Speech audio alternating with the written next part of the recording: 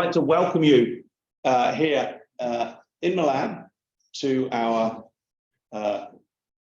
November AI Assurance Club meeting. It's lovely to have you all here, both those of you who are online, and I hope the sound's working. Stephen, could you just nod and then I'll know that your sound's working? Yes, there we are, so that's working. So that's good. We have about 15 or 20 people in the room here, and at the moment we have another 12 people online. We've got a fantastic range of speakers, but before I just get to those speakers, what I really want to do is just to introduce the club, and if you're not signed up already, to encourage you to do that. So the AI Assurance Club was founded as an initiative of the Global Digital Foundation. We announced the club in May of this year, so it's quite new. We had our first meeting in June in London, where we had a launch meeting, and then subsequently a meeting in Berlin.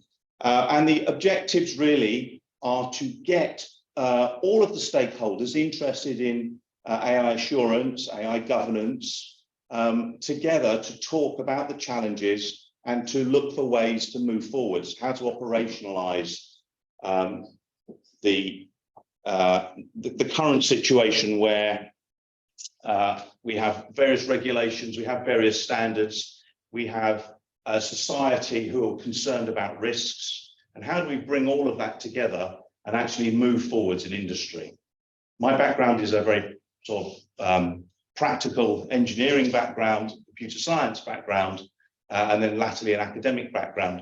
But I'm really interested in, within this context, about how industry operationalizes. So we have all the stakeholder groups present. I think in this meeting as well, we have people from the academic community, we have industrialists, we have people online who are standards people, and we have people from consultancy firms as well, and various other EU institutions and so on. So I think we're well represented. If I just move on to who the speakers are going to be, if just a little pitch for the website, and I'll mention this again at the end. If you find our Global Digital Foundation website, from there you can find the AI Assurance Club and you can join up. Joining up just really means that you'll get informed. You'll get a monthly newsletter, no more than once a month for the newsletter, so you won't be bombarded. And you will also get invites to future events and so on. So that's really all we're trying to do, no further obligation. If I just move on, I'll talk about our speakers, and I'm really pleased that we have all our speakers today.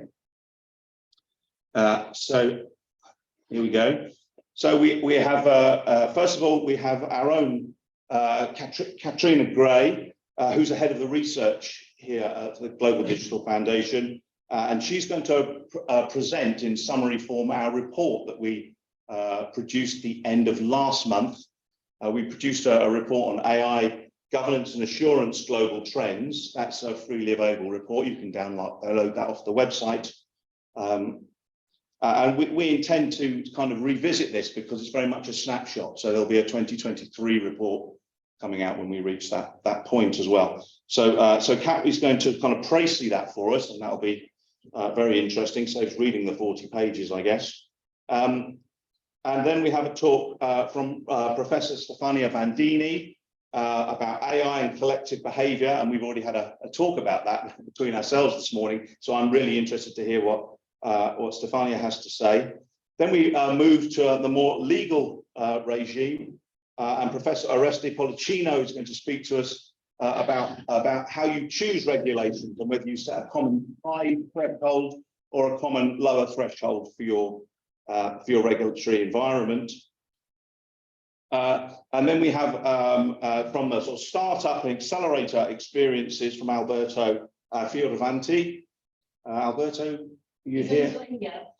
Okay, so he's going to be here shortly, so that's very good. And then we'll end up with Maximilian Poretskin, who's going to speak to us about the AI Act and how we evaluate AI systems. Okay, so can I invite you, Kat, to come and give the first talk? Thank you very much. And I will just share your slides.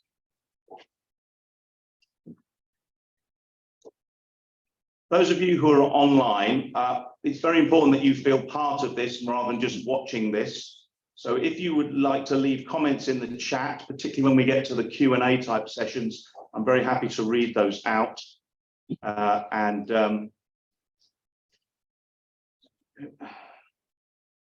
kind of act as your interlocutor for those questions. But also, if you prefer to speak for yourself, just let me know and unmute yourself, and you can barge in as well. So feel that you're in the room with us, not observing something that's going on remotely. Kat, over to you. Thanks, Rob. So as Rob said, I'm Kat Gray. I lead up the research part of the AI Assurance Club, and as part of that, with the help of Rob, I researched and wrote a short report. I say short, but maybe you disagree. In September this year, covering AI governance and assurance global trends. So as I said, we want to encourage as much participation as possible. So I'm not going to just talk at you for the whole time. I'm going to prompt some questions that we think are posed by the findings of this report. We've had several meetings with AI Assurance Club so far, and yeah, we found that it's a good opportunity for knowledge exchange between our members and participants. So next slide, please. So firstly, just the context and scope of the report. We wrote this in September 2022. Since then, even there have been a number of developments that won't be included.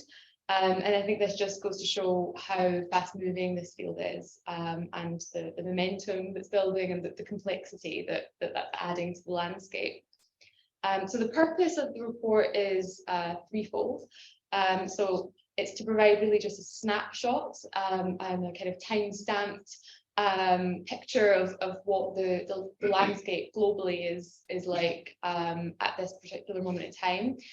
We aim to follow this up in next year, possibly in 6 months, and compare how things have evolved since then. Slide that you wanted. Yeah, I don't have any slides. So the second objective is to give a closer examination in some of the countries and regions that are maybe overlooked or aren't foregrounded in some of these debates. And I'll give a few examples, but if you want to take a closer look, the full report's online. And thirdly, we wanted to move beyond just analysis of formal instruments and formal law and normative frameworks and so on, towards understanding how some of these things are actually beginning to be used and implemented in practice, and particularly from an AI assurance perspective. So the main conclusions of the report, I'll just go through these quite briefly. One thing we observed is there's maybe an assumption that these agreements that have been reached, including the UNESCO principles, OECD principles, that will then almost automatically translate into practice. And people talk a lot about moving from principles to practice. Obviously, there are a number of steps in between, and that's, I think, where this work needs to be done. And it's not a straightforward translation. A number of key tensions and unresolved debates remain. So although we have a lot of consensus about some of these high-level principles, that doesn't necessarily lead to agreement, as we've seen on how to actually regulate AI and markets in AI technologies. So some regulatory divergences are beginning to emerge, and we're seeing that this year with announcements and developments within the EU, but in other countries as well, where the so-called Brussels effect, where the EU is seen to influence global developments, is maybe not how things are panning out, and there's not necessarily other countries following suit. Although in the case of Canada, as I'll say, that there is some sort of alignment there, I think. Another important point that I think is really relevant to this forum is about identifying opportunities for engagement. So when you look at the participation in some of these key processes and fora, there's an absence of a number of stakeholder groups, or relative absence of a number of stakeholder groups. We want to find out a bit more from you, and it would be great to have a dialogue about this as well, what the role of, what the barriers and opportunities and drivers, particularly for SMEs and even for civil society, in engaging in some of these processes are. We've taken a global perspective on this, and we're trying to do that as much as possible as the foundation and the AI Assurance Club. There are really noticeable digital divides and disparities in the maturity level, some people would say, or the levels of adoption and readiness across different regions. So these kind of disparities and inequalities are still characterizing the global system as well. The final point I think that we want to raise in the report is that there are major gaps in the cross-border expertise or kind of professional expertise in AI assurance. So there's an opportunity for AI assurance providers, not just within countries, but there needs to be an international dimension to that too. Next slide. So just really briefly, we take a look at global developments and try to look at them in the round. So the UN, obviously, at that level, we had the landmark adoption of the UNESCO principles at the end of last year. We tried to take a look at how this is actually influencing states' practices and how it's being implemented or influencing government policies. It seems to be too soon to kind of give a full assessment of how influential the UNESCO principles are, and a number of countries have committed to, in principle, to the document, but we're kind of yet to see really any concrete examples. Obviously, the OECD, they continue to the OECD continue to coordinate and inform governments in particular under the auspices of the OECD. We have the Global Partnership on AI. I wanted to highlight the Council of Europe in particular. Although it's a European organisation, it's obviously based in Strasbourg. It's different from the EU, just to make that important distinction. There's maybe not that much attention that's been paid to their processes, but they're developing a convention on AI technologies. This will focus more on human rights, which is in keeping with the mandate and the remit of that organisation. And it will take a bit more of a focus on the public sector because of that than the EU AI Act. But there will also be an interaction between these two regimes. Both bodies will try as much as possible to try to align their approaches, and the EU will be involved in the negotiations of that instrument as well.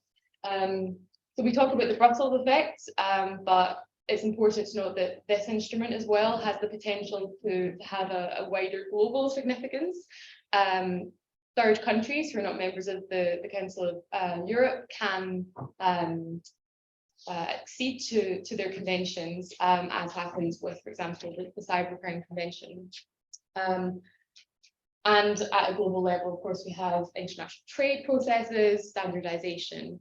I won't go into too much detail there. I'm not going to go through each of the regions and countries. If you want to take a closer look, there's more there in the report with some examples from 2 or 3 in each region. But I wanted to highlight a couple of things. So one of the regions that is perhaps quite underrepresented in these discussions and fora is Africa and like the African Union and their regional bodies as well. So there's questions about how far we policy can transfer, or how easily policies transfer and standards that have been developed elsewhere will be applicable and useful within those contexts as well. So it's a kind of unresolved question. It's raised in the report. There's activity going on at the African Union. So at the moment, they're developing a continental strategy for AI. And they have a high-level expert panel on emerging technologies. Okay, so I have a few points that I want to raise for discussion. So this is quite generally, sorry, next slide.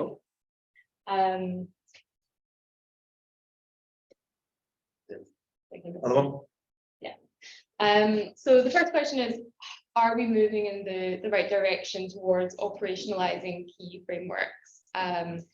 As I said, there's maybe an assumption that normative frameworks will translate into from high-level principles. We need to identify the steps in between. How much of a problem is regulatory divergence? And it would be good to hear different perspectives from different stakeholder groups on this. And this is a pretty huge topic. We even have the possibility of divergence within states where we have federal countries like Canada and the US, for example. And of course, a key driver of the EU AI Act is harmonisation and the objective of avoiding any divergence.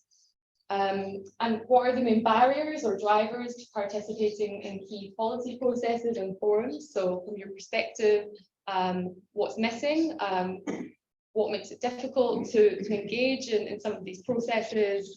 Do you want to? What value do you see in that, if any? And how can we make sure all regions can shape the landscape as well? So in the report, as I said, we've highlighted where some of the centres of decision-making power lie. But if we want to have more of a truly multi-stakeholder approach to AI governance, we need to ask who's not in the room, what's missing when we don't invite everyone to the table, as it were. So I thought these kind of prompt questions for us to think about for this session, and hopefully, we can have a discussion at the end. And yeah, thank you very much, Kat. So if there's any quick questions that you have, just points of clarification or anything short, please ask now, and then we'll have a longer session where we can have more of a discussion once we've heard all of the presentations. But I thought I'd just give an opportunity now, if anyone just has a quick question or a quick point that they'd like to raise. Yeah, I'll just stop the screen sharing so that I can see if there's anything on the chat.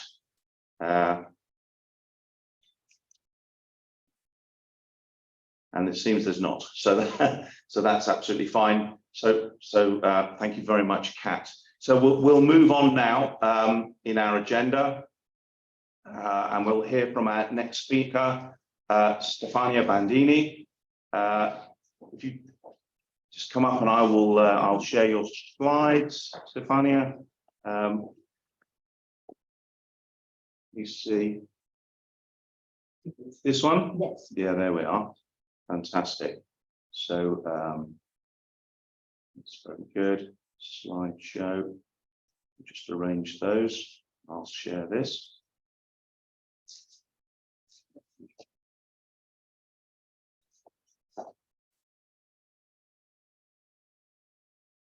There we are. And just share that so that our remote people can see, and then we can make a start. There we are. Okay, and just wave at me and I'll forward the slides. How to move? If you just wave at me, I'll click. You? Is that all right? You are my slave. Then I'll have to listen and I'll follow along. Thank you so much for this invitation. I am very honored of that. And I don't know if I fit, because I am here just to present what is the framework I work on and what is about AI.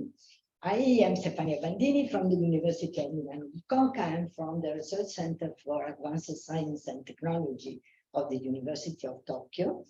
And I spent all my academic life in AI, also during the winter of AI. So if now we are at this point, is because many people like me never stopped the research, despite of the discouraging of academics in that point. But I want to focus on my own research, and I read the documents you kindly addressed to me in order to fit, because of course I am an end user of information about ethics and regulatory. I don't come from law, but I several times, as we will see, I encountered problems with law.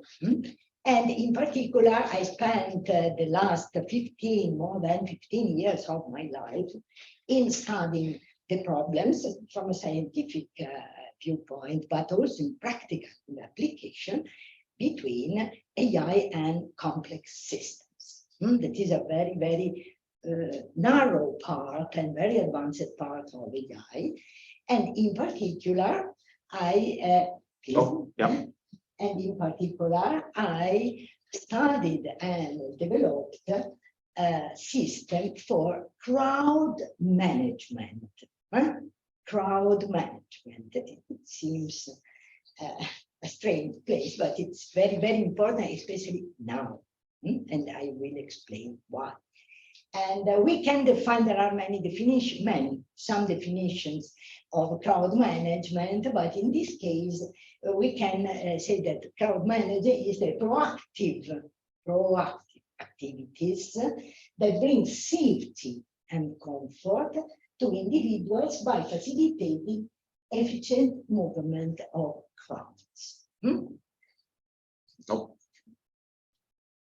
And in general, so this is just a premise, preventing safety measures are extremely important when trying to safeguard human life.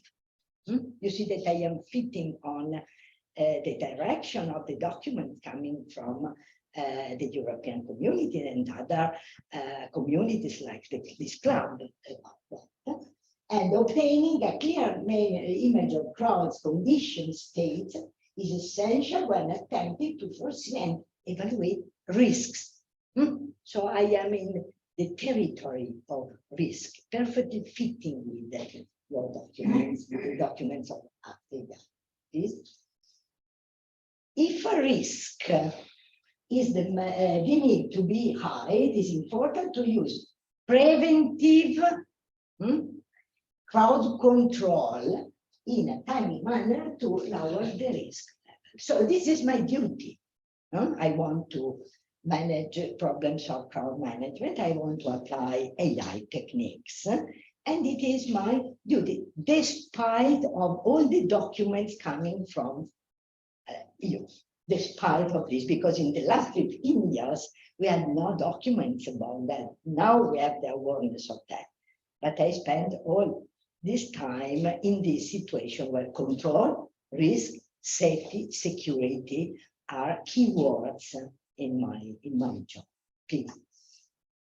So why it is important is, and I am very happy to talk about this research here, because now in the last, despite of the pandemics, in the last 6-8 years, the increase of gathering of people, despite of the social media, is becoming a very huge activity. Both for the phenomenon in se and for the business that is around the topic of the festivalization of the city and the creation of a lot of events. In the case of music, for instance, in Italy, in the last 6 months, we had the increase of the 18% of the population that is gathering for concerts, for instance. So it is a huge part of business, we will see. But the problem of the control for safety and security of crowds is becoming crucial, but both in the documents and in the real life, we are very late. All the governments are late. For instance, in the case of UK, they are very good for stadium. They are leaders for the laws in the world. In other countries, in Japan or in Italy, we have different modes. So we will focus on Italian case that is the better I know. Japan is so far. So this is because, and the festivalization of the city, of the world, the gathering of people who increased after pandemics, the phenomenon exploded. It is because the facility to move around of the world, if I want to go in a concert in Berlin, it's very easy. Next. Second, the possibility to have the integration of traveling with all the Internet of Things or communication or social media. All the ingredients are on the table. Then the movement of the people. And when we talk about crowd management, it doesn't mean only for music or amusements, but also for migrations, because now fluxes are very with a very big size. It's not few people, but thousands of people. It's a crowd moving. And there are some examples. What is a crowd? What is a crowd? Then also the definition of crowd is not. This is an example, for instance. Another one, it is a crowd that it is very hard for us because it's a Hamas, and it is a party. This is a party. Next, in the stadiums where the kind of crowds are completely different. So to understand, to classify what is the kind of crowd, what is the kind of the behavior, the collective behavior, depending on the kind of crowds, is typically young ontologists, for instance. Next, or in this case, I had the opportunity to work for Saudi Arabia for the Hajj, the pilgrimage. And I have to say that this kind of gathering, they are taking care so much about security and safety, and they are using AI techniques.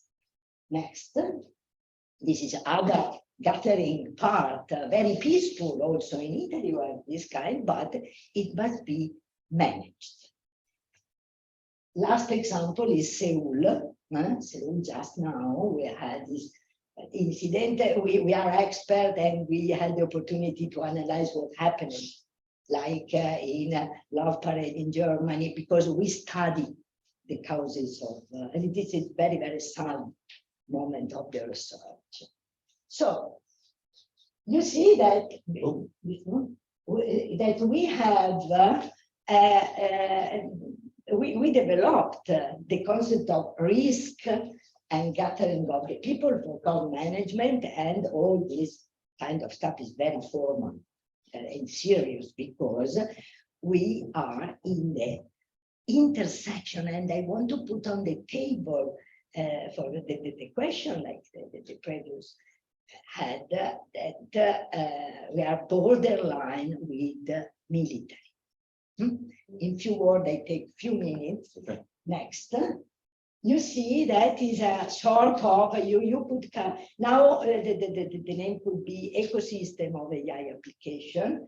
You can have this kind of situation where you have a faster than real-time simulation with agent-based techniques coming from AI to forecast the behavior. Then you have the inputs coming from many with surveillance technologies that are very hot. Then you have input out coming from all the social media in order to understand the mood, for instance, of the crowd.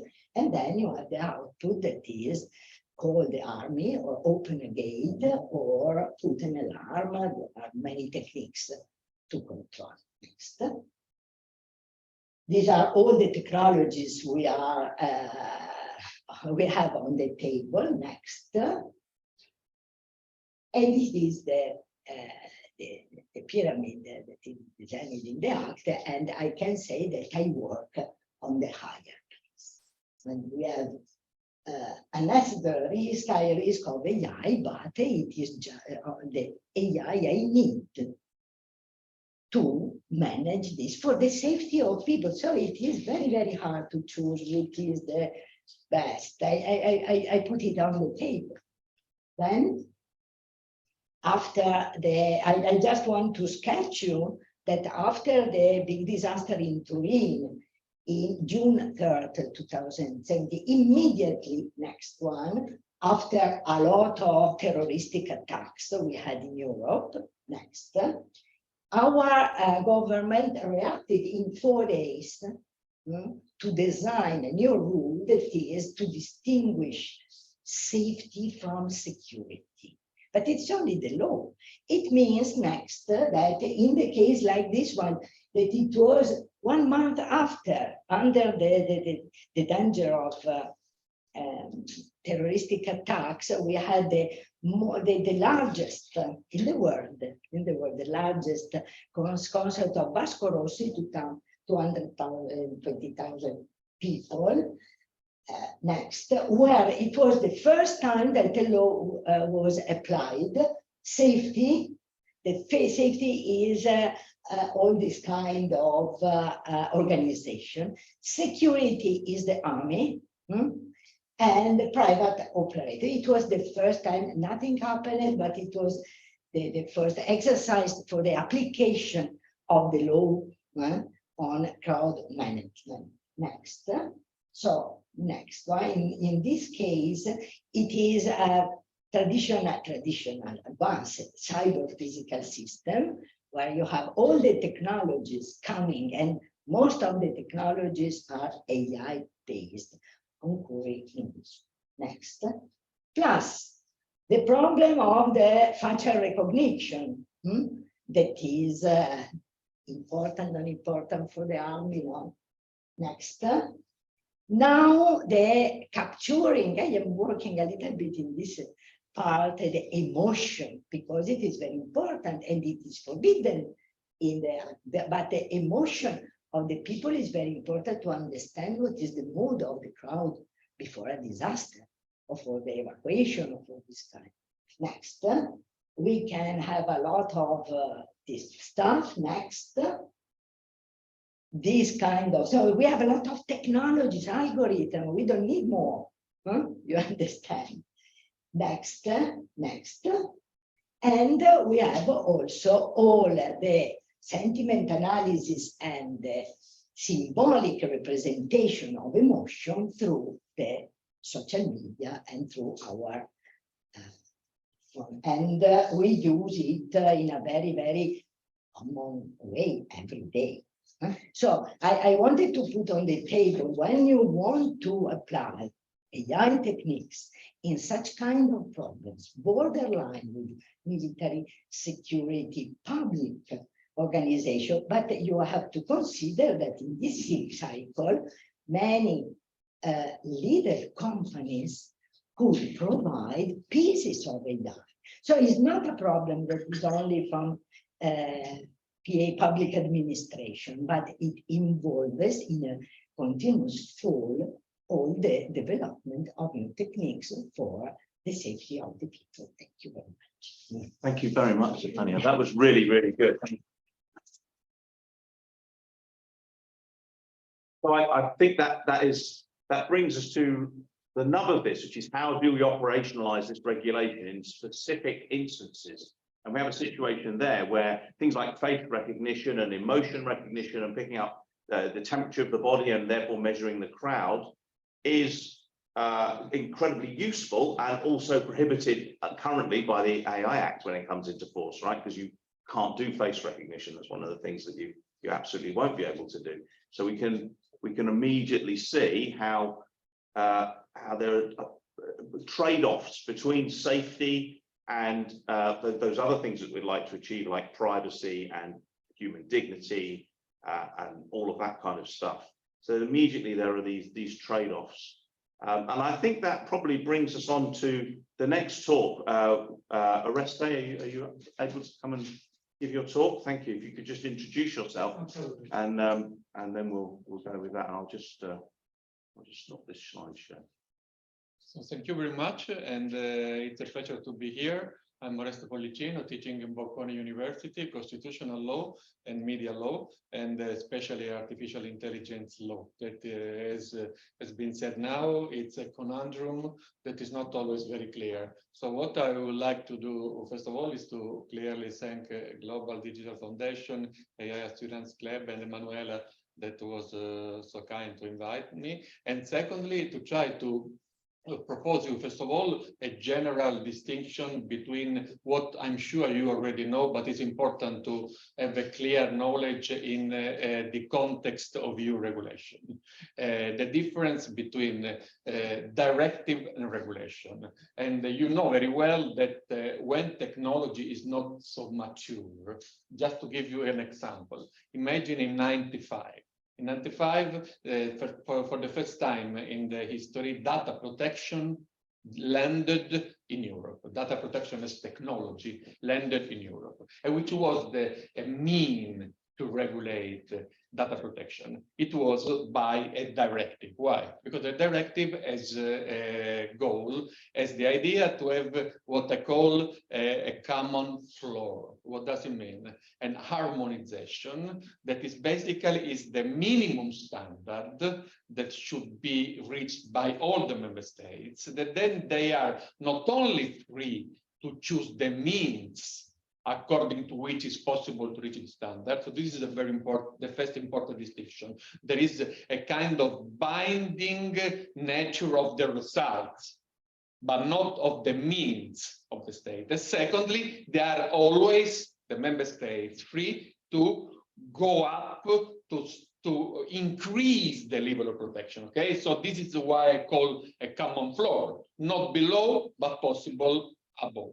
This is exactly what happened for data protection. 95, the directive, and then 2016, when there was, and then that entered into force 2018, when the technology was more mature, there was the shift from directive to regulation. What does it mean? It was not anymore the idea of a common floor, but what I call a common roof.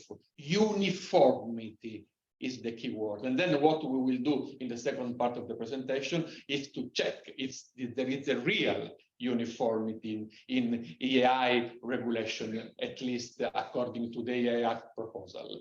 What does it mean, uniformity? It means that the regulation is binding in all its ingredients exactly when it comes out from Brussels.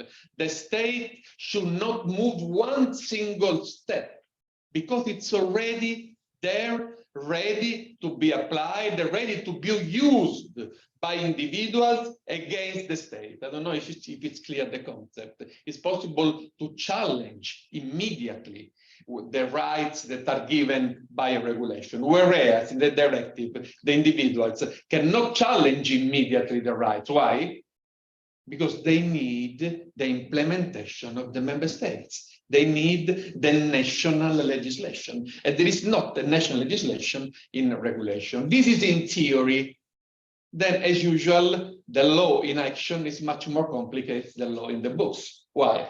Because, for example, as far as GDPR is concerned, I was in the not exactly the situation among other colleagues to try to implement the regulation of GDPR in Italy. Already you should say you are doing a big mistake. Why? You already said that regulation doesn't need implementation because it's immediately ready to be applied. In theory, in practice, GDPR has 69 open clauses. 69 open clauses from the age of minors that should give us consent to the biometrics data that needed to be implemented by member states. What does it mean? That sometimes regulation, and this is the case also for the proposal of the AI Act, are the guise directive. You know what I mean by the guise directive? They have the label of regulation, but in fact, they leave a lot of margin of appreciation to member states. But then, which is the problem in all this context? The problem is that if there is a margin of maneuver, in a way, it's achieved the most awful nightmare for European regulation. Fragmentation of the single digital markets. Jeopardization. You know what I mean?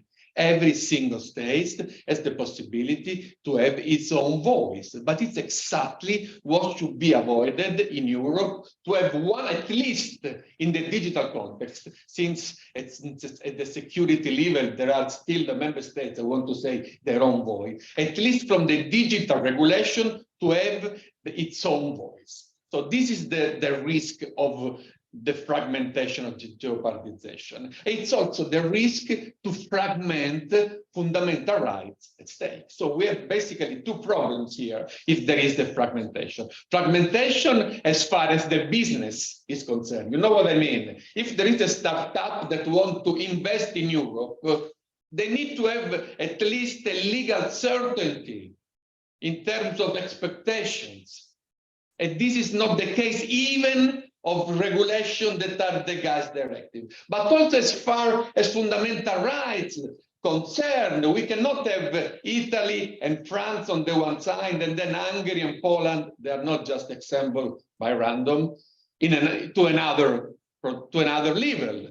Because this is really, really dangerous. So now, if this is all clear, let's try to contextualize this in the AI Act. The Act suffers of what I call a virus of fragmentation in many aspects. I will just name a few because I don't want to steal time. The first one, it's related to the definition. If you read, and you know better than me, what there is into the definition of AI. AI, it means a system that is designed to operate with elements of autonomy and that based on machine and human provide data and inputs infer how to achieve a given set of objectives using machine learning and or logic and knowledge-based approach, and then continues, which is the real problem here. Two main problems. The first one is this, you know very well, Luciano Floridi approach is not my take. There is a lack of human-centric approach. It's missing exactly what you said before, the magic word dignity.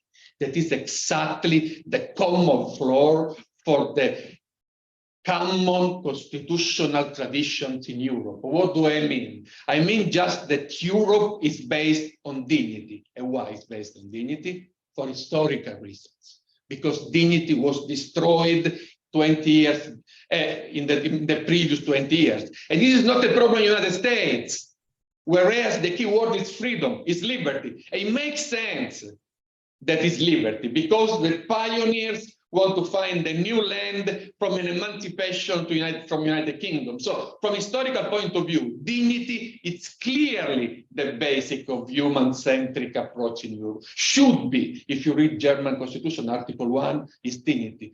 The Article 1 of the Charter of Fundamental Rights is dignity.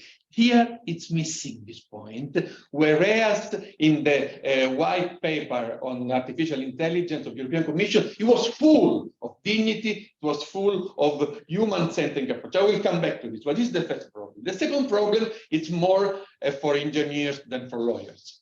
what is exactly defining? It's defining only machine learning approach that are riskful and harmful for fundamental rights, the need to contrast opacity, complexity, and data dependence, or are in a way challenging also simple algorithms, classic traditional algorithms that have not this kind of problems. And so this definition risks to be over-inclusive. And what does it mean if a definition is over-inclusive? That there is an over-regulation. And we do not need over-regulation. We need regulation because there is not a pax, a European pax, but European lex, whereas technology it should be also in Europe, but we don't need an over-regulation because you know very well which is the risk.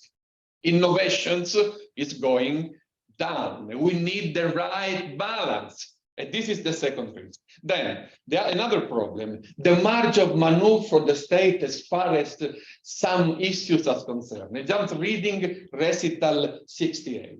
Under certain conditions, it's possible for member states to have a great margin of maneuver as far as safety of person is concerned, safe for society is concerned, public security is concerned, protection of life is concerned, protection of health is concerned. Are we sure that we heard very well what I said? It's incredible, broad bulk of categories. And I'm quite concerned because the risk will be, again, fragmentation, being the member states basically free to legislate by an implementation of what should not be implemented by European law, should be just applies as it is. But if there is this open clause, we were forced to implement it when I implemented GDPR, and the committee that will be in Italy or in Spain will be forced to implement this clause, and for sure will not be the same in Berlin, in Madrid, and in Budapest. And this is a risk that we cannot run for artificial intelligence. We should learn from the lesson of the past. This is my point. And then there is, and I will just try to go to the end, there is just another problem related to the regulation that should not apply to what is called national security. Again, we have a very broad definition of national security. What does it mean exactly national security? Okay, then there is the new, you know, if you read 2 days ago what was presented the last French proposal in which it's written about military defense and national security. But what I'm trying to say here is that the national security is outside the scope of application. But are we sure that the national security, exactly where in general opacity is functional to very delicate issue, should be outside the scope of regulation that is exactly trying to challenge opacity? I'm not very sure about this. And this is the almost last point. The last point is the following. We have a kind of flexibility where we should have uniformity. And we have uniformity where we should have a little flexibility. Let me be a little bit more clear. The approach top-down of the Commission that you know very well, unacceptable risk, high risk, limited risk, and minimal risk, it's very dangerous. Why? Because it's going to petrify the legislation, the technology. So my fear is that exactly in this point, we should need a little bit of discretion, but not for law, but for technology, because it's very ambitious to define now how technology will be in some years. And to petrify, there is the risk clearly to avoid innovation. And then there is the last point, the real last point. Article 22 of GDPR is speaking about the possibility for a data subject to have an active intervention when he is subject to a decision based solely, exclusively on automatic process. What does it mean? That when there is profilation, it's automatic, the data subject can say, sorry, let's stop here. I want to intervene.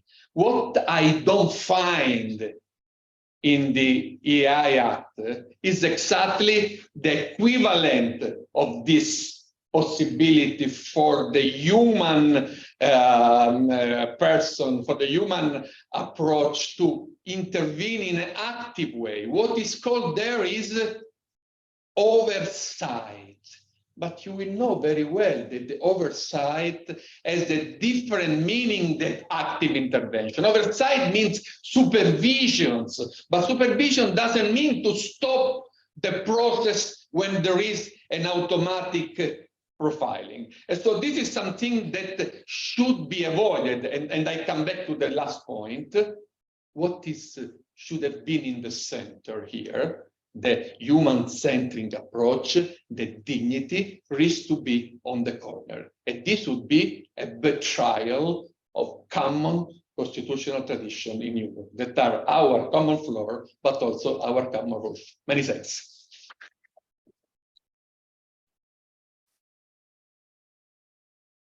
So thank you very much for that very impassioned plea to fix the AI Act from your perspective.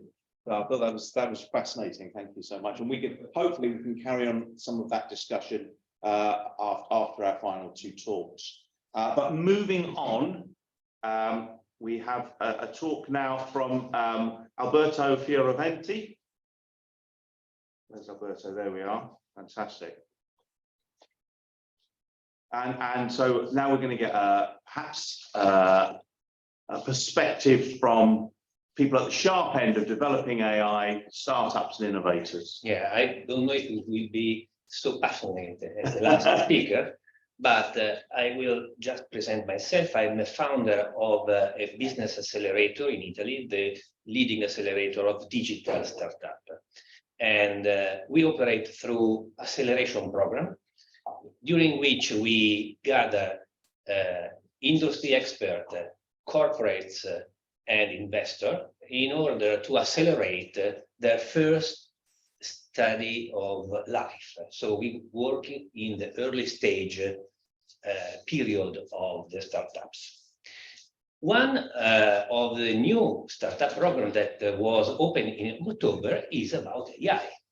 The name is Magic Man. What we wanted to do, it took me more than 1 year to set up this program, because AI is not a vertical, so it's a technology, and this is the first of our acceleration program that are based on several industrial verticals. So enterprise software, cybersecurity, health tech, logistics and transportation, marketing are the channel. We decided to have a legal firm, one of the most important legal firm, that is Denton, to come and work with us during this acceleration program in order to help us to give some hints to our startups. We are working in the stage where there is just the idea or just a very simple prototype. During the acceleration, we should be able to give them access to corporate data in order to assess if there are some KPI that demonstrate the good of the idea and that they are able to go on to a further step of raise money. So, but in order to raise money, they also usually investor ask to understand what are the risks about this. Of course, in the startup and in the venture capital market, the risk is always present. But in this case, AI, and especially high risk level of AI, what is risk? I cannot say now. So I will ask to this legal firm to help us. And they said, they are very happy to help us to do it. They will not do any assessment, complete assessment, because the cost is incredible. I have just read a paper of Center Data for Innovation that states that for a small SME, the cost of a complete high-risk assessment is 400,000 euro. 400,000 euro is the amount of money that they raise usually after their first acceleration program. So, and the problem that this should be done in advance. So the assessment they should have the money just to pay a legal firm in order to have a upfront assessment. And that is a nonsense. The same paper tells that for an average SME, European SME of turnover of 10 million euro a year, this 400,000 K represent 40% of the margin. So it's impossible, at least for the startup. What is the solution? The solution is already probably inside the resolution, that is chapter 5. I'm talking about black box, the possibility to copy the analogous approach that the regulators had for sandboxes for fintech services, in which there are control environment in which it's possible to test for a limited period of time technologically innovative products and services under the supervision of the supervising authority. This encourages the possibility to test new technology without entering immediately the cost of this assessment. And sometimes it is impossible to do the assessment before the technology is done. Impossible. And what I'm saying, and I'm making it very briefly because there is already written on the paper, what I expect is that these sandboxes will arrive very soon, because otherwise startups and small companies will not be able to start without high risk doing their research and application, and the first application on the market of their research. That is my fear. So I hope that there will be also a way to, let's say, tune the quantity of obliging information, or I mean, I hope that for startups and small companies, there will be a way not to spend so much time and effort and money in order to get the AI in place. Last things, usually these startups work with corporates. Sometimes, when it works very well, startups become a part of an ecosystem where are the corporate that uses this AI. So it's very important, in order not to jeopardize the possibility to work with startups and the corporates, to fix this problem as soon as possible. Thank you very much. Thank you. Fantastic. So I'd like to move along fairly quickly. I think Maximilian's talk may address certainly the issues with the AI Act and the evaluation of AI systems. So let me just bring up Maximilian's slides.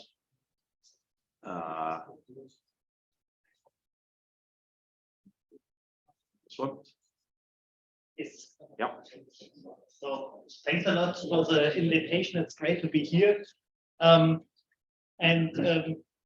In my talk, I would like to do three things. So first of all, I would like to introduce a German initiative that aims at developing testing procedures, assessment criteria, and also assessment tools for AI systems. Second of all, I would like to discuss why the topic of AI assessments is also important not from a regulatory point of view, but on a on an independent basis. And as a third point, I would like to share some experience with you about the assessment of AI systems and what kind of thoughts we have developed at Fraunhofer for that. Before I start, I would like to briefly introduce myself. Next slide, please. So I'm a team lead at the Fraunhofer Institute for Intelligent Analysis and Information Systems. The Fraunhofer Society, in case you don't know it, is the largest organization for applied research within Europe. We have more than 70 institutes that do all different kinds of applied research. And our institute is mainly focused on the development of artificial intelligence. Next slide, please. At the Fraunhofer Institute, I'm leading the project called Certified AI, or Zertifizierte KI in German. And that project is done together with the German Federal Office for Information Security, with the German National Institute for Standardization, the DIN, further research partners and also associated partners from industry. And it has several goals. So first of all, to develop assessment criteria to assess the quality of AI systems. Then also on the technical side, to further develop tools to safeguard AI systems and also to develop tools that can be used to assess the quality of AI systems that have been developed by third parties. Then we have another working stream that is mainly concerned to engage with in discussions with partners from industry. So where we present the results and discuss use cases with partners from industry. And then we have two more work streams. One is concerned with a perspective on the market of AI assessments and evaluation. So that's from our research partners from the economy departments. Because in general, it's expected that there will be a huge market for AI assessments. And finally, we also have a working stream that is concerned with investigating legal and ethical consequences of AI assessments and of course also implementing the AI Act. Next slide, please. So that's a quick overview on the partners within Germany that are engaged in that project. So we are proud that we have partners from very different industries that can bring in very important perspectives on the value of AI assessments for different vertical sectors. Next slide, please. And we have talked a lot today about the AI Act, about the necessity of AI assessments that are at least mandatory for high-risk systems within the AI Act. But AI assessments are also important from another perspective.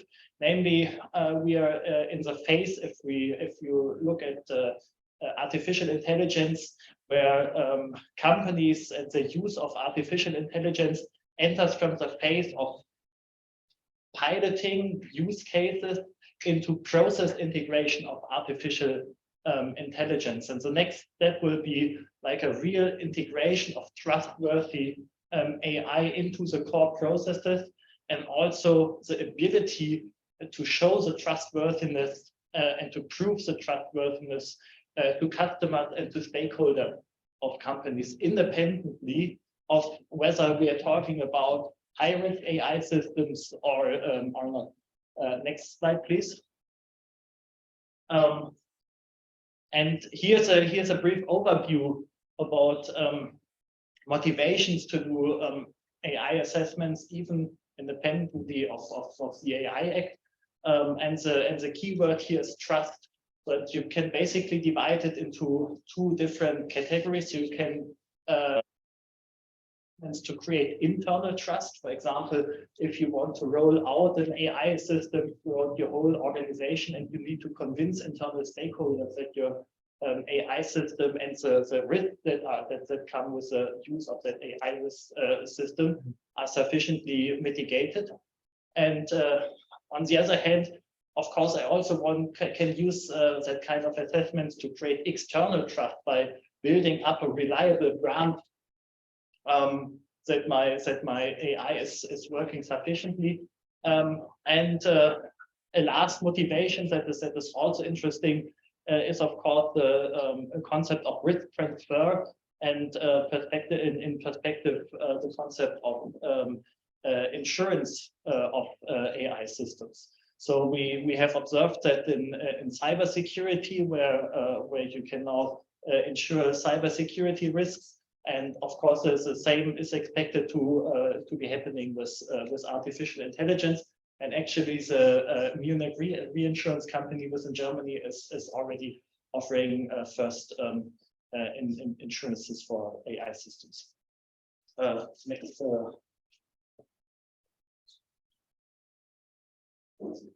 Yes. One further, please.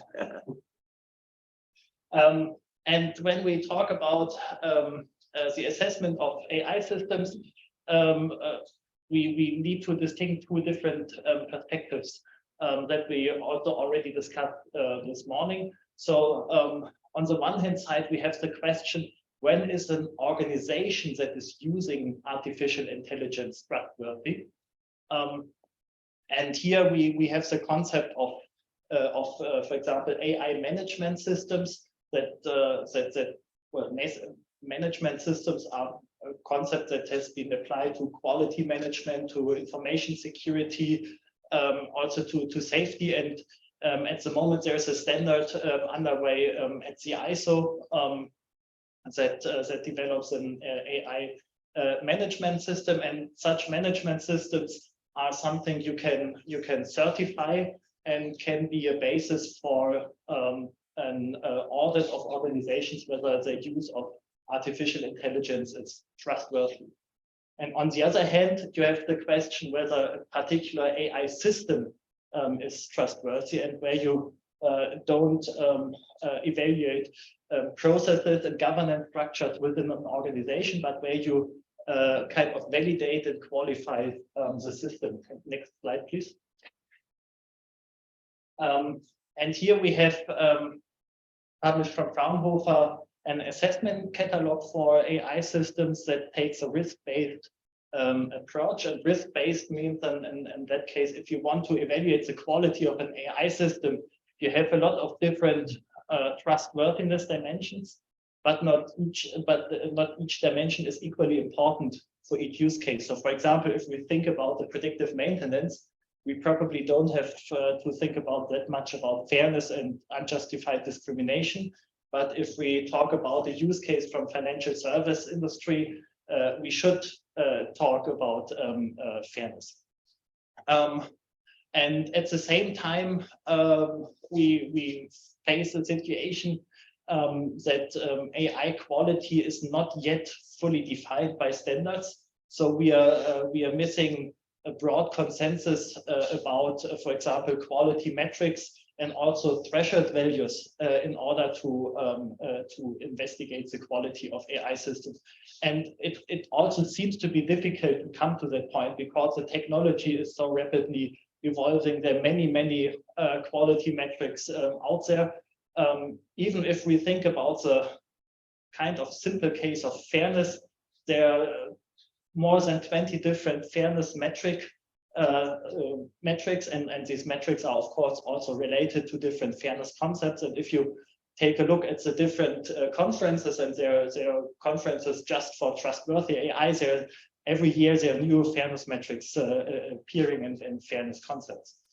And so the way that we propose here is to start with a risk analysis that analyzes the risks of the system from its applicational context, and then comes up with a safety argumentation, and now I'm using a bit the word of a safety argumentation, because you also need to transfer that to dimensions like fairness or privacy, to come up with such a safeguarding argumentation to show that you have sufficiently mitigated the risk that you have found in the evaluation of your use case, and that catalog that is actually freely available. Unfortunately, still in German at the moment, but the English version is coming out next month or so.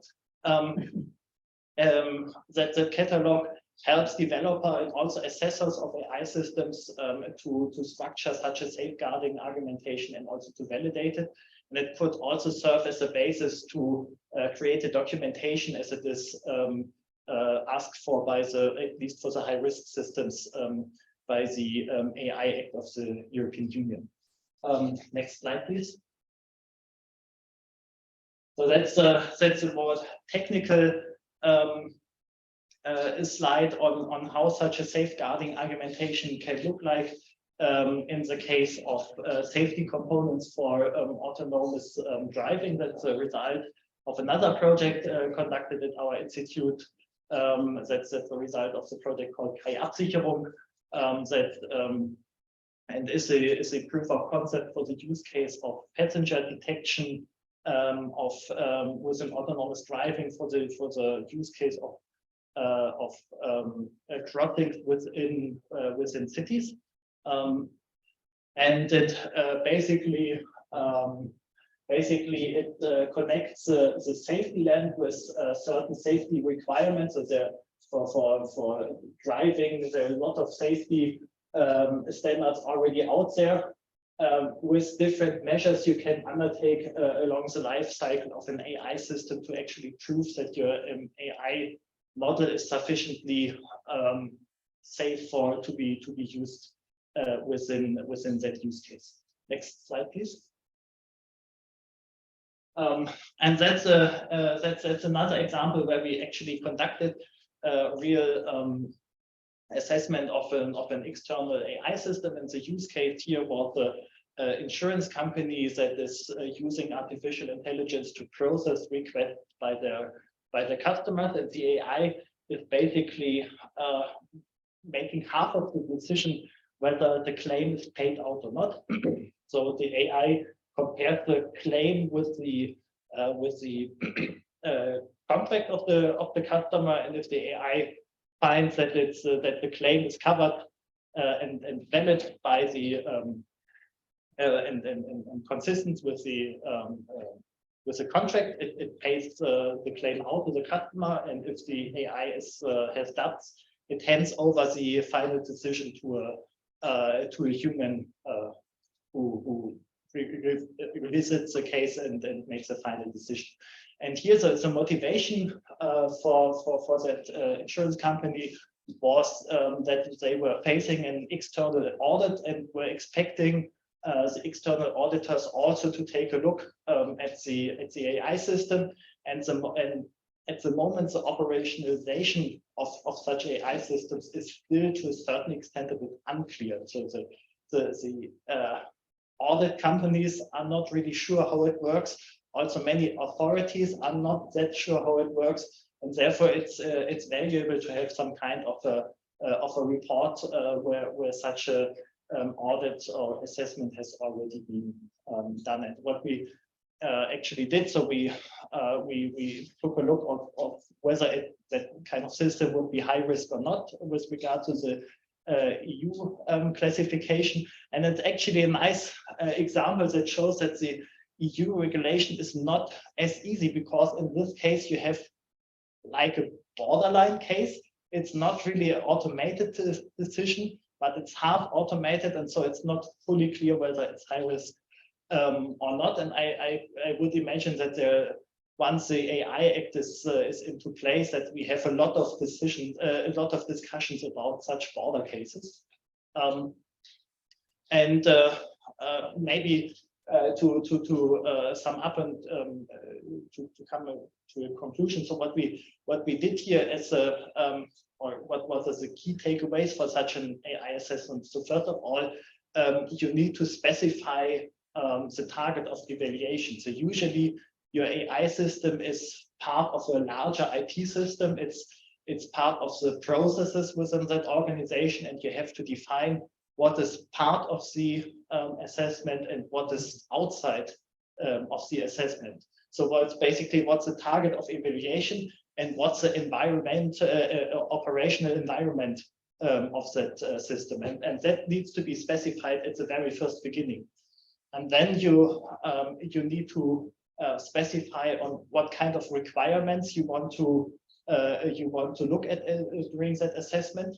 Of course, there are requirements that are obvious from regulation or from certain standards, but sometimes there are also business values that are also interesting, and so that's why you need to align what kind of topics should be done during that assessment.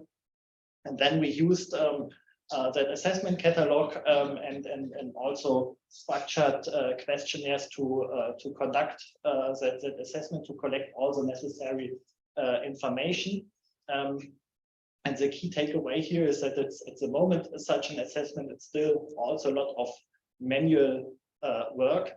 And I think the next step is the question of how you can automate such kind of assessments by using tools, and also by integrating certain qualified quality assessment tools directly into the machine learning pipelines and into the life cycle of artificial intelligence systems in general. So that's a quick, brief overview on one use case that we have done, and I further thank you for the invitation. It was great to be here with you, and I'm looking forward to the discussion. Thank you. Hey, thank you, Max William. Now we just have a few minutes left until we have our target of 1:30. I wonder if I could ask all the people who have spoken if they could just come and sit along the front here, just to facilitate some discussion. Thank you very much. And while people are assembling, I'm trying to draw together all of these threads, and knowing that we don't have that much time to cover all of the topics, there was a question here in the chat from Greg Chance. Please take a seat, have a seat. Been a long morning.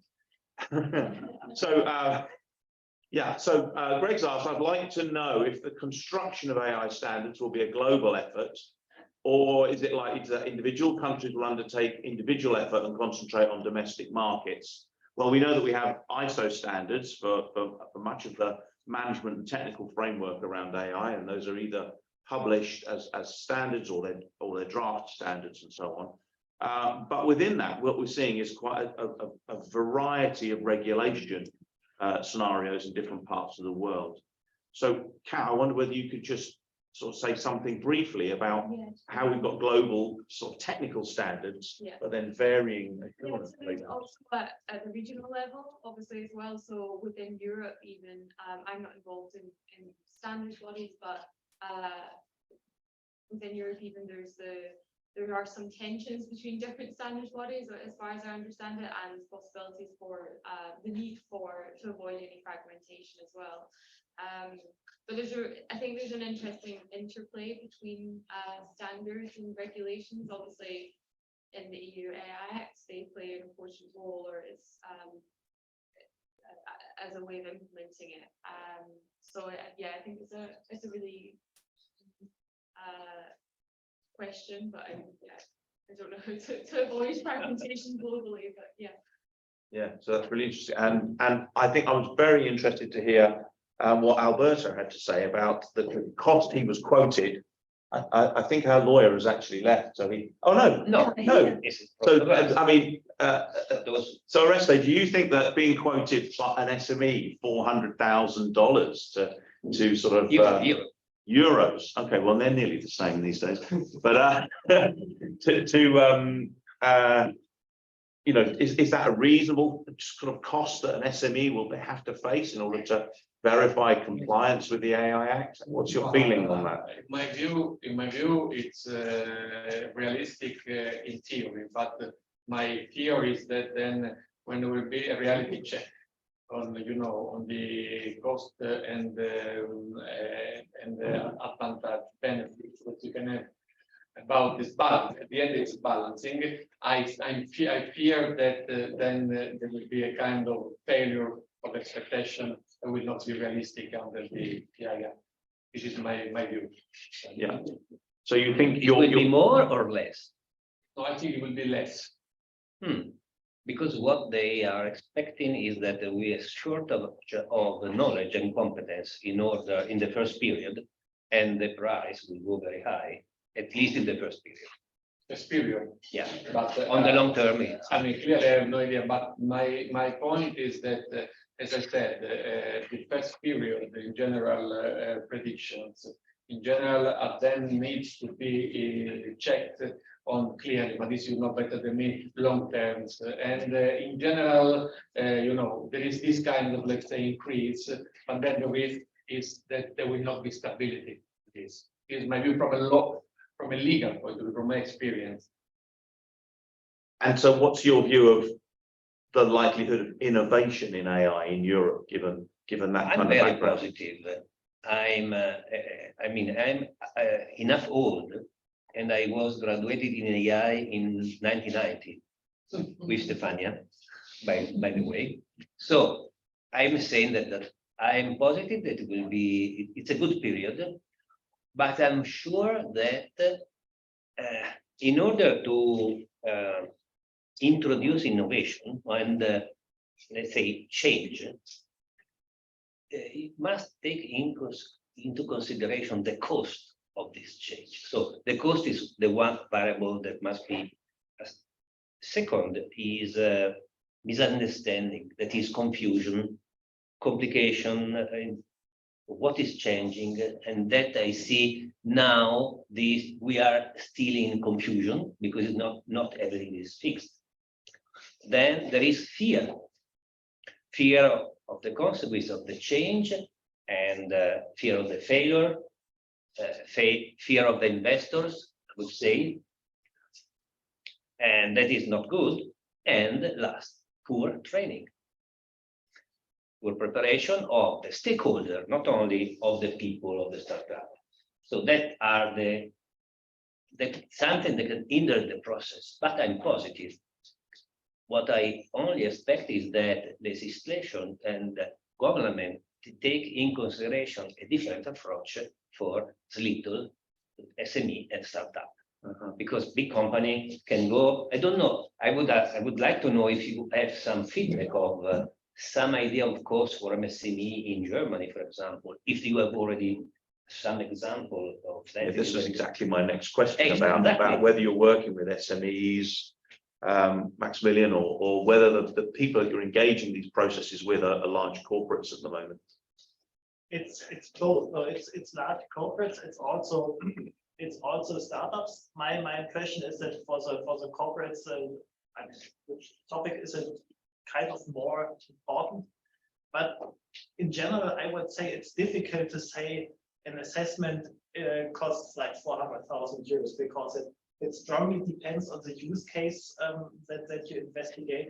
It strongly depends on how deep you go you go during the assessment, and that's something we also know from existing certification and assessment schemes in IT security. So, for example, in IT, there's a common criteria, and you have 7 different levels of depth you can do during that assessment, and it depends on the use case and the context of its application on how deep you need to go. And apart from that, the AI Act does not really ask for third-party certification. So it asks for the high-risk system. It asks for a conformity assessment, and the conformity assessment needs to be reviewed by one of the notified bodies. But it's not. I mean, it's not stated that the conformity assessment has to be done by a third party. Nevertheless, of course, it's a lot of work and effort for the companies to do that kind of use cases. At the same time, I think it's also important to see that the high-risk use cases within the AI Act, there's certainly some risk associated with it. And then in the end, it doesn't really matter whether it was developed by a startup or from a large corporate. If we want to bring that use case into the market, we should be sure that it works. Yeah. And I could also imagine that there will be some kind of subsidiary or help for startups to enable them to bring that use cases. Very good. Yeah. And just to bring in Stefania here, so did you go to talk to a lawyer about your crowd management system, and did they charge you $400,000 or pounds or euros? No, because in the case of crowd management, you always are in touch with lawyers and with regulation, of course. But I want to say something in this direction, because I think that we are very prudent, of course, and we are enthusiastic, but I can see that there is a first phase of the use of AI technologies.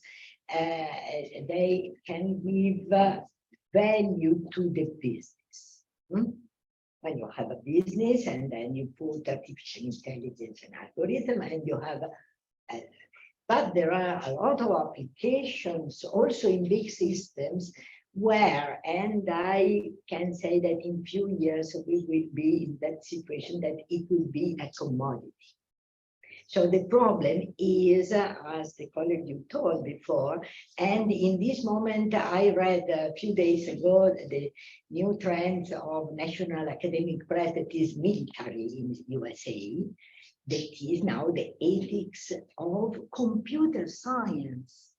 Is not anymore artificial intelligence, because it is we are influenced so much from movies, from the dystopic or utopic idea, because the similarity of human beings. So there is a lot of imagination in that, and the fear is coming. For many little companies, the application of AI algorithm will be a commodity first. Second, following your track, countries have different approaches. To make crowd management in China is very different than in Europe, for instance. But when we think about some AI-based algorithms, very pervasive worldwide, and they are produced by Google, for instance, and so it is very, that is well, but a new company with a new algorithm giving value to a business, it is a completely different scenario. So we cannot press little companies with regulatory what is. The problem is also the knowledge transfer from research and application. And again, the problem how to educate the new generation of computer scientists or data scientists using new technologies that are produced, because in the labs, do you believe that when I am making a research for an advanced place, I take care of the law? No. No. See. Then because law is after always. So the problem is an ecosystem from education, the development of innovation, and the discrepancy by countries and worldwide technologies. Okay, thank you very much. Well, we're essentially out of time. So those of you who are online, thank you for your patience in remaining online to the end. I hope you found that very interesting. If there's anybody in the room who's not a member of the AI Assurance Club and would like to participate in these kinds of discussions in the future, then please just go to the website, globaldigitalfoundation.org, and you can join from there. I think we'll probably bring this to a close now formally, but please do carry on your discussions over lunch. I can see that lunch is just arriving. And just as our final note from me is, I am very encouraged actually, because we speak to a lot of people. We travel around. We were in Brussels a couple of weeks ago speaking to some very senior people, and some of those people are quite negative about the future of AI innovation in Europe as a result of the AI Act. But today we've heard a number of people who are very positive and sort of giving a contrary view. There's still, despite the regulation and the challenges of the regulation, still a positive perspective on deploying of AI systems. So I think that kind of fragmentation just shows us that we're in a state of flux, and it's very important to maintain these discussions and keep bringing people together with very different perspectives so that we can together sort of form best practice and the best way of thinking about these problems as we move forwards. So I'd like to thank all of our speakers. Thank you so much for speaking, and everyone else for coming to this session, particularly given that I know some of you have already sat this morning since very early at another session. So thank you so much for your time. Please enjoy lunch. Thank you.